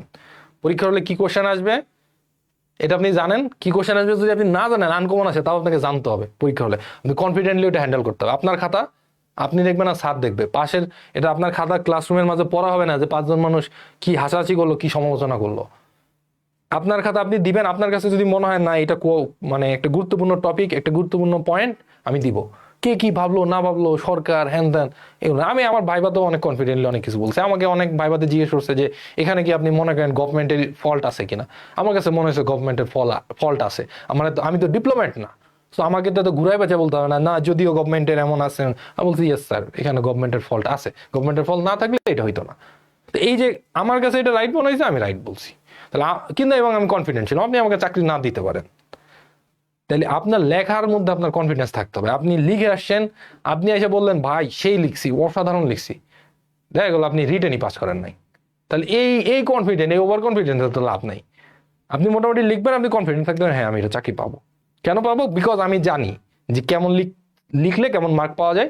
আমি আগে মডেল টেস্টগুলো দিছি, আমি এরকম ভালো দিছি, ভালো মার্ক পাইছি, এবং আমি মোটামুটি এটা পারফর্ম করে আসছি। আপনি পরীক্ষা দিয়ে আসছেন, আপনার পরীক্ষা দিতে বসছেন, আপনার পাশের সিটের একজন বলল ভাই ফোকাসে তো উপরে টাইটেল লেখে না। ধরেন কথার কথা, আপনি জানেন ফোকাসের টাইটেল লিখতে হয়, ফোকাসের টাইটেল লেখে না, উনিও তো টাইটেল লেখে নাই। এই পাশে তাকাইলেন দেখলেন এও টাইটেল লেখে নাই, তাহলে আমি কেন টাইটেল লিখবো? আপনিও টাইটেল লেখেন নাই, তাহলে তো আপনি কনফিডেন্ট না। আপনি কনফিডেন্ট থাকবেন, ডানে বামে কি স্যার এসে যদি বলে এটাতে টাইটেল হবে না, আপনি ঠিক আছে আমি টাইটেল দিব, জানি আমি টাইটেল দিব। তার মানে আপনার লেখায় আপনার কনফিডেন্ট থাকতে হবে। ডানে বামে কে কি বললো, ভাই যে বলতেছে ও চাকরি পাইছে, ও পাবে, ও যদি চাকরি পায়, ও আপনার সাথে পরীক্ষা দিচ্ছে, তাহলে আপনি যে জিনিসটা লিখবেন, যে জিনিসটা, এটাতে আপনাকে কনফিডেন্ট থাকতে হবে। আমি মনে হয় বুঝাইতে পারছি। ওকে, আচ্ছা। না একজন বলছেন 5 পেজ কি এপিট ওপিট?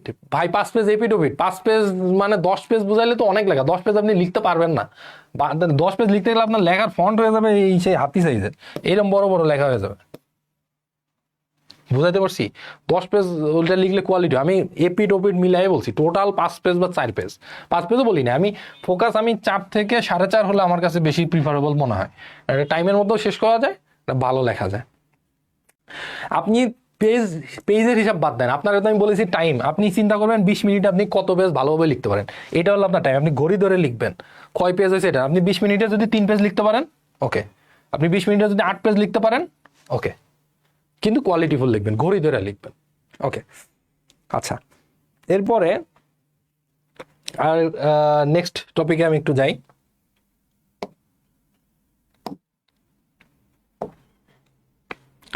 এখন আসেন সাম এক্সাম্পল আমি আপনাদেরকে একটু দেখাই, তার মাঝে আমি একটু ইন্টারাপ্ট করতেছি 1 মিনিটের জন্য।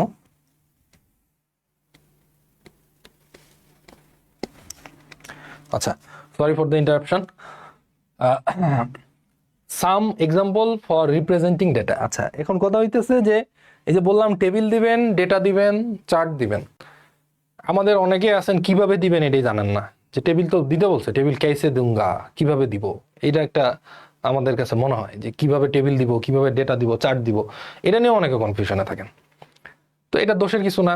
মানে যে বললাম যে আপনি পরীক্ষার আগে যত ভুল করেন, আপনি পরীক্ষার আগে যদি বলেন যে স্যার আমার বানানের সমস্যা, আমি কোথায় এ বসবে কোথায় এন্ড বসবে আমি এটা এটা এটা বুঝি না, কোনো সমস্যা নাই, আপনি পরীক্ষার আগে বলেন, কিন্তু পরীক্ষার মাঝে বলবেন না বা ভুল করবেন না।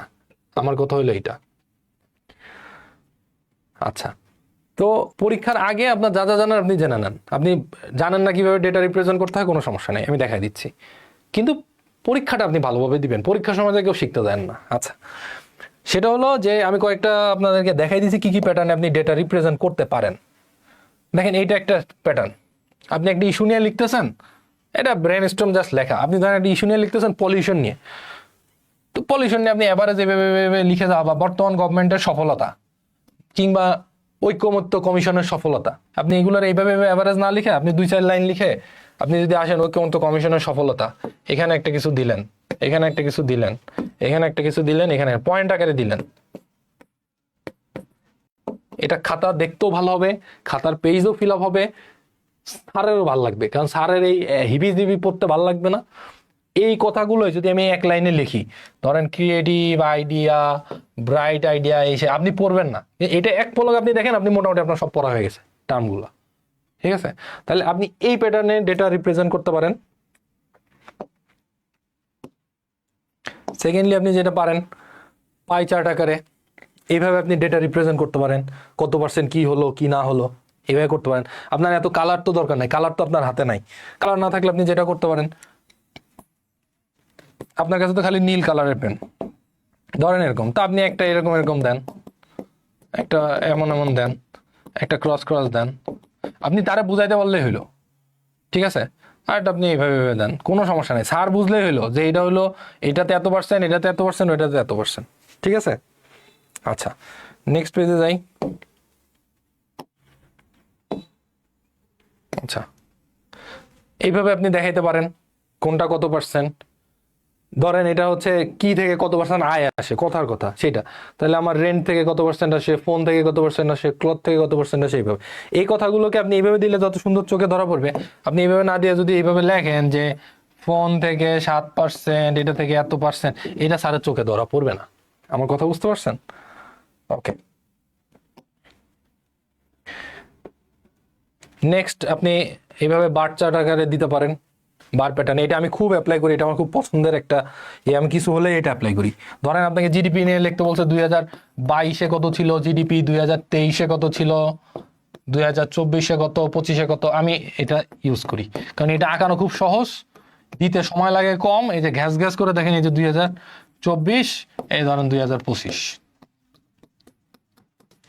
আমার কাছে 10 সেকেন্ডও কিন্তু লাগে না। আপনার খালি ডেটাটা জানতে হবে যে এটাতে কত, এটাতে ধরেন 2200 মার্কিন ডলার ছিল, কথার কথা, বা এটাতে ধরেন মাথা পিছু জিডিপি 2500 ছিল। জাস্ট খালি আপনার ডেটাটা জানতে হবে, আপনি ঘ্যাস ঘ্যাস করে দিয়ে দেন, এখানে আপনি রেফারেন্স দিয়ে দেন।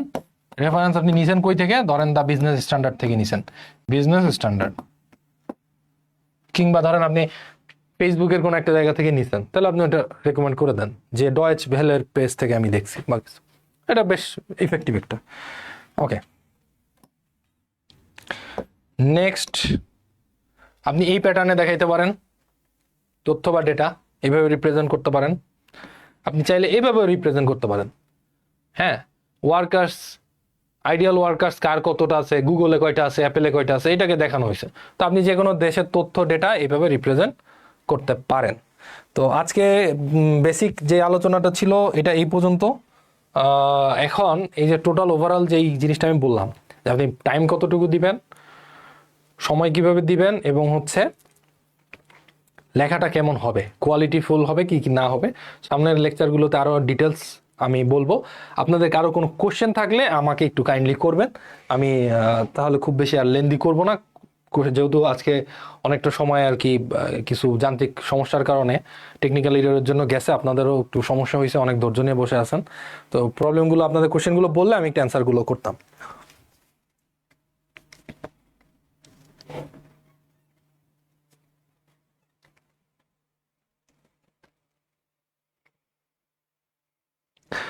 আচ্ছা, একজন লিখছেন যে টাইটেল লিখতে হয় কোনগুলোতে।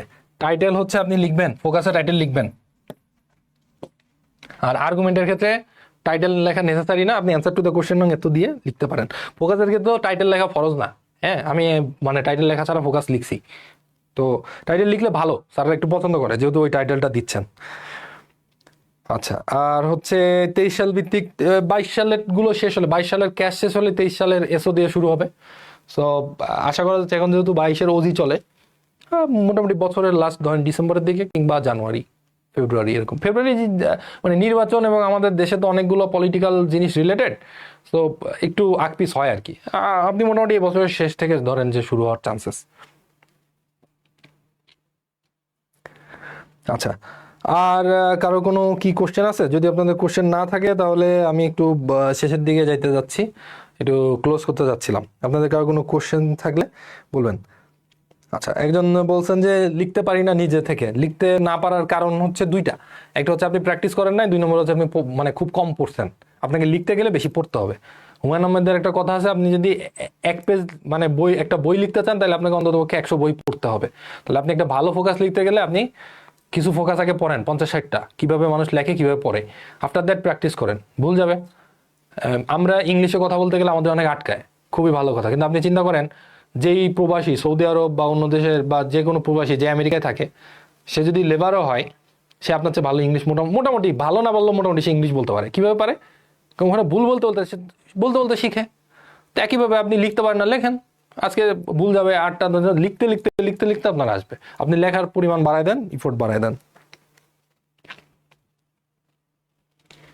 আচ্ছা, একজন লিখছেন ম্যাথ কোশ্চেনটা পিলির মতো না হার্ড হয়। এখন আমি আপনাদের জন্য কি করতে পারি বলেন?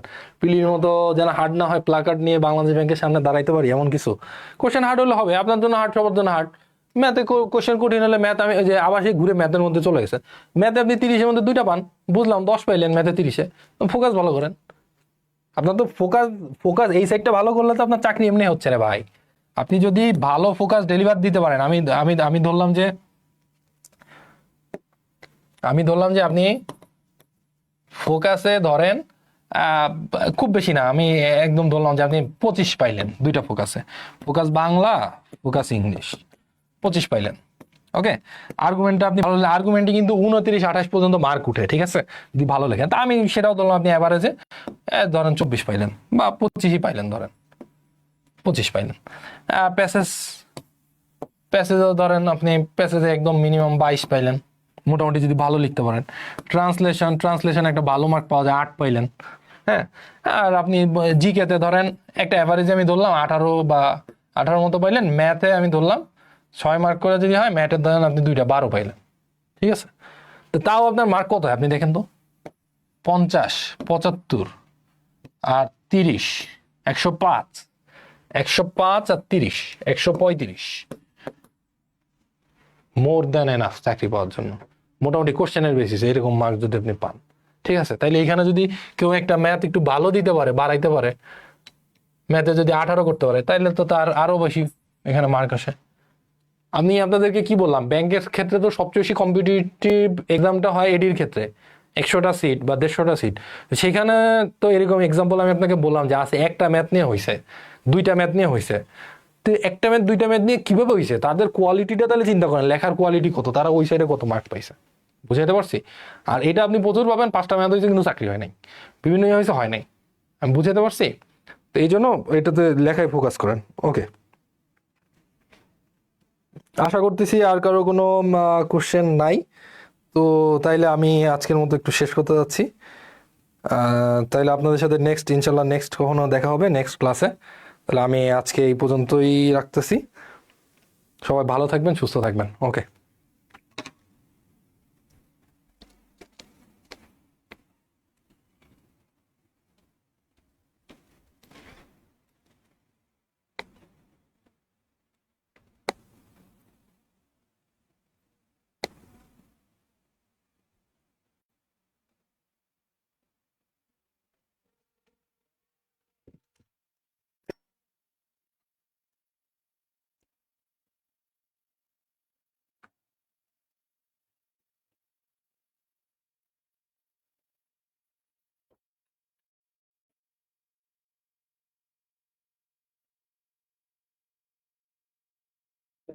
হ্যাঁ, হ্যাঁ, শেষ।